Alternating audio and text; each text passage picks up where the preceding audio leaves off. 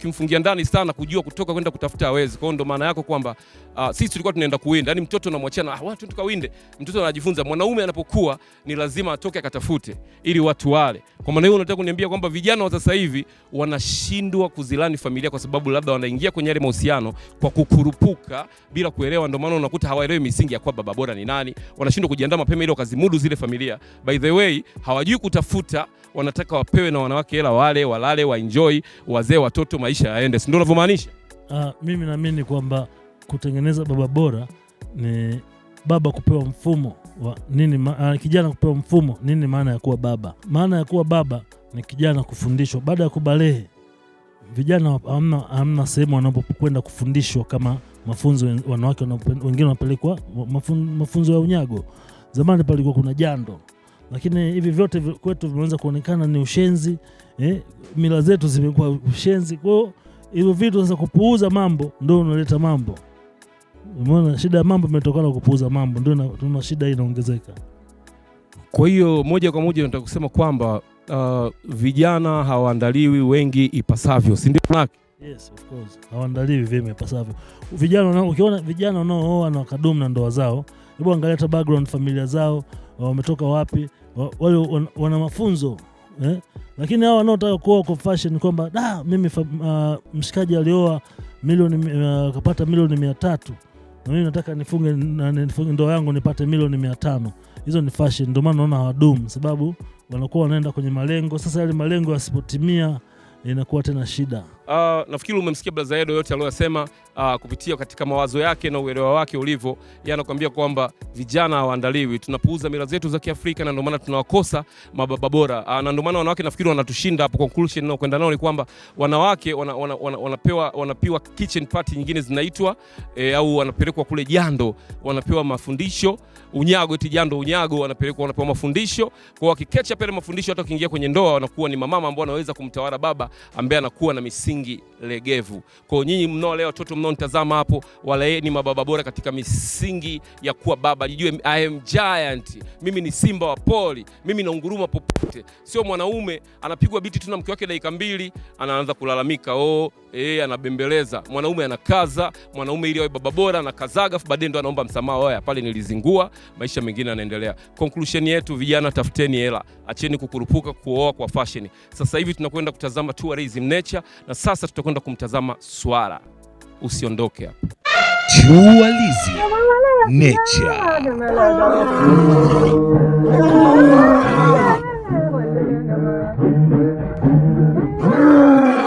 Swara glanti ni wanyama wanaopatikana katika kundi ya jamii ya swala. Swala hao hufanana kwa ukaribu sana na swala wajulikanao kama swala Tommy, ambao kwa Kiingereza wanaitwa Thomson Garde. Lakini ukweli ni kwamba wanyama hawa wana tofauti nyingi sana. Swala glanti wanapatikana katika maeneo mengi sana hapa nchini. Katika kitu kikubwa sana cha kujivunia, wanyama hawa bado hawajawa hatarini sana kutoweka. Bila kupoteza muda, sasa tuangazie sifa na tabia za swala glanti. Wana alama ya mstari mnene wenye rangi nyeupe. Mstari huo unaanzia maeneo ya kiunoni na kuelekea sehemu ndogo ya mgongoni. Hii ni miongoni mwa tofauti kubwa kati ya swala glanti na swala Tommy, kwani swala Tommy mstari huo huishia mkiani. Baadhi ya jamii nyingine ya swala glanti huwa na mistari mieusi pande zote mbili kama walivyo swala Tommy. Kwa jamii nyingine ya swala, mistari hii huwa inang'aa sana na swala wengine huwa hawana kabisa. Swala huwa na pembe yenye sifa za vinubi nene. Sehemu yake ya chini huwa na miduara. Pembe za wanyama hawa urefuka mpaka kufikia urefu wa inchi 18 mpaka 32. Wana umbo la kipekee la pembe 3. Swala madume huwa na mwili mkubwa kuliko swala majike. Pembe zao urefuka zaidi kuliko zile za majike. Swala majike huwa wana ngozi nyeusi ambayo huzunguka maziwa na manyoya meupe kwenye kiwele. Umuhimu wa rangi hizi humsaidia mtoto mdogo, mtoto wa swala, kujua maziwa yalipo pale anapoongozana na mama yake. Ni wanyama ambao huishi katika makundi. Dume la swala lililopevuka huweza kuanzisha himaya yake na huweza kuiongoza himaya hiyo ndani ya miezi 8. Dume la swala hutumia kinyesi na mkojo kuweza kuweka alama katika himaya yake. Katika himaya ya swala, dume huweza kumiliki majike kuanzia 10 hadi 25. Swala dume huwa na jukumu kubwa la kuhakikisha majike haya hayatoki katika himaya yake. Swala glanti hufikia kimo cha inchi 30 mpaka 36. Pia swala glanti hufikia urefu wa inchi 55.12 mpaka 65.35. Swala glanti uzito wake hufikia kilogramu 45 mpaka 65. Hupatikana katika maeneo ya Afrika Mashariki. Swala glanti huzaliana majira yoyote ya mwaka, lakini huwa wanaasiliwa na mazingira na hali ya mabadiliko ya nchi. Huyo ndiyo kwa kifupi ni swala glanti. Ulisi wetu tuachie wanetu. Msimulizi wako ni Edwin Delighter. Asante. Chualizi Nature.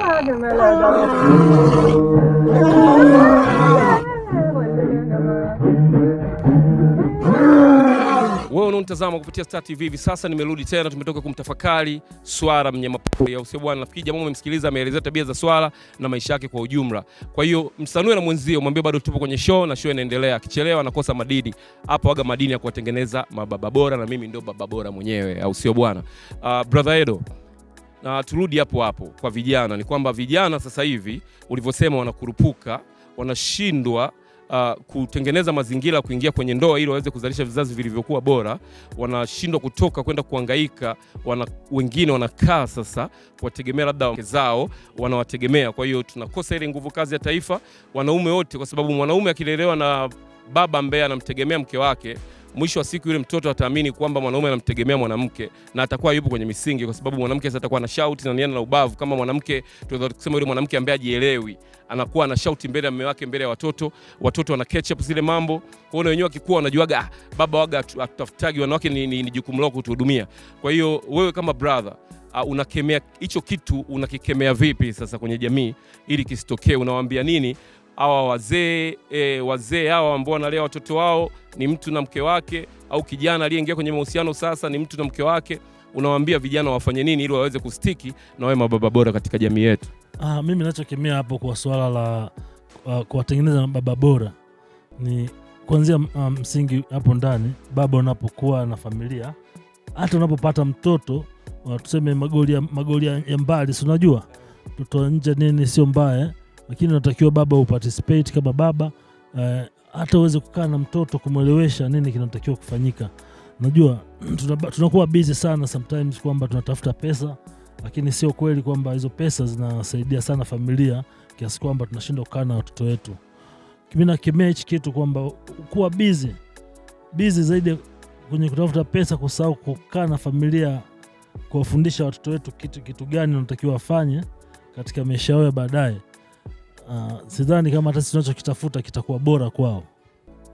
Kitakuwa sio bora kwao, kwa sababu tayari ubora wameukosa kwenye ubora wa baba, kwa watu waweze kuzalisha mababa bora. Kwa my brother from Mwanaza Maza mnaotazama kupitia TV na vijana ambao mnakuja sasa hivi kuingia kwenye mahusiano, mimi nataka niwaambie kitu. Brother Edo ametoa tu usia mmoja kwamba tafuteni hela, wekeni misingi, mtakuwa mababa bora, mtafurahi maisha yenu, na hao wanawake tutakuwa na uwezo wa kuwaendesha sasa kurudi kwenye piki yetu tulokuwa nayo awali, sio hii ya sasa. Na wewe ambao umekaa sebreni hapo unamtegemea mke wako for everything, umechili tu ndani, how come utatutengenezea kizazi cha ajabu? Sio michongo, hatuitaki kwenye baba bora, tunahitaji mababa bora wajitengeneze kuanzia kwenye familia mpaka nje, au sio bwana? Niko na brother Edo kama nilivyokuambia mwanzoni, ni Edo Tiba Sima au vipi, au Tiba Sima Comics au hapo kujulikana hivyo. Na leo niko naye kwenye show, tumeongea mambo mengi sana kumhusu baba, baba ni nani, baba afanye nini. Kwa hiyo kama unanitazama na una sikio, sikia, unanitazama kwa macho, unaniona, nione. Jifunze kitu, chukua hizi tunazoziongea hapa kila siku, utajifunza mambo mengi na tutazalisha mababa bora wengi na wengi. Sasa hivi tunakwenda kutafakari, na leo tutamtafakari mzee wetu hayati Kingunge Ngombale Mwiru, au sio? Kingunge Ngombale Mwiru. Tunakwenda leo kumcheki koti zake alituachia nini, tuendelee kujifunza zaidi. After short black nitarudi hapa na tutakuwa tunakwenda kumalizia show yetu. Tafakari leo, tutafakari wewe na mimi.